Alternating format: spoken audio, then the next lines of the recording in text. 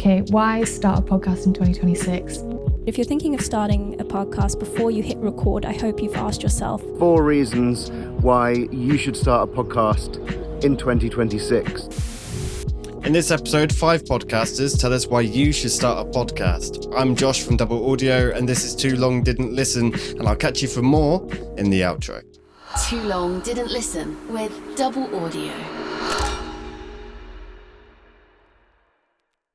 I'm Candace Wilson, founder of Your Podcast Producer Limited. And for myself and the business, I really want to make sure podcasting feels accessible to everyone. So for those that might be thinking, I'm really interested in starting a podcast, this is where I come in. And it's really interesting because the question of why start a podcast in 2026? Well, from what I can see, there's a real cry out for connection and for community right now, and podcasting is a really, really great way to do that. It's a really brilliant way to bring people together, focus on a specific topic, a specific subject matter, even like a business angle as well. And with the podcast, you're bringing those people together, and as a creator, you're getting full ownership of that particular space. Hello, this is Chris Stone. I'm the founder of Podcast Crew, and I'm coming to you from sunny Riga, where I am for the Radio Days conference. I've got 4 reasons why you should start a podcast in 2026. Number 1 is to create a content engine. From one podcast, you can get multiple pieces of content. One recording, you get audio, potentially video, social clips, social posts, blogs, all of that from one piece of content.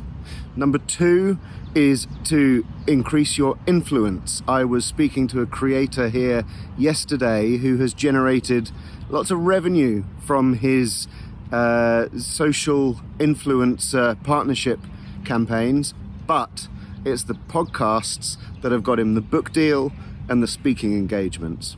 Number 3 is to build trust. People spend longer with podcasts than any other online media. And number 4 is as a lead generator for your business. Because of that trust, because of that influence, it's much easier to move people from a podcast to your paid offer. If you're thinking of starting a podcast before you hit record, I hope you've asked yourself whether someone would choose to listen to your podcast over everything else in their feed. And secondly, should this even be a podcast? If you've ever sat in a meeting and thought this could have been an email, then you already know a thing or two about format. And that kind of decision making applies here too. If an episode can be communicated in 2 minutes, then it's probably a TikTok. If it takes 6 hours, maybe you should write a book first. If it takes 2 hours, then you should probably pay your producer more, but you're close. And if it sits somewhere in the middle and you can repeat it without people thinking this should have been something else, then you've got a podcast and you should start one. Why start a podcast? It's easier to tell you why you should not start a podcast. Don't do it if you don't have either time to spend on it or money to spend on someone who's got time to spend on it. Editing takes a long time. Promoting it takes a long time. Don't do it if you think you're going to make loads of money from it. You won't. Don't do it if you think it's going to be super easy to get loads of likes, follows, listens, etc. But do it if you have a new perspective on a topic that you don't think people have heard very much, or if there's a podcast out there you wish was available that's not. Why not you make it? It's still one of the most accessible forms of media in that it doesn't have to cost very much to get it started. Many of the platforms are free. Most of us have much of the equipment that's necessary. Hello, my name is Katie Stokes. I am the host and creator of Floating Space, and I'm a freelance audio producer. Okay, why start a podcast in 2026? Why not? I'm a big believer in why not.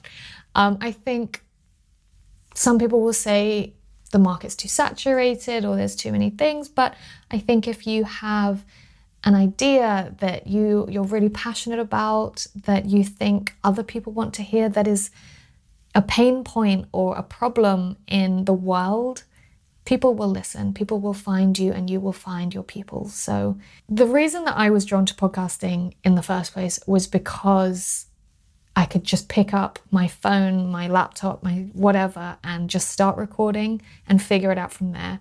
I think the barrier to entry has been low, maybe feels a bit less so because of video, but you don't have to do what you don't want to do. So if there's a thing you want to make, if you think it will resonate with other people, if it's a pain point or something that you feel really passionate about in the world, go and do it.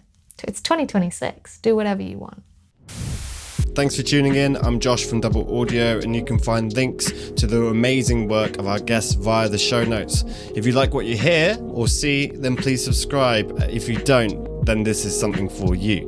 Leave us a comment. We're still early days, and we are happy to shape the format based on what you think is best. If we think your idea is good and we do action it, then we'll shout you out as well. I think that's it. These outros are meant to be short, and I've probably gone on too long already, so that's it for now. Too long didn't listen. See you next time. Too Long Didn't Listen with Double Audio.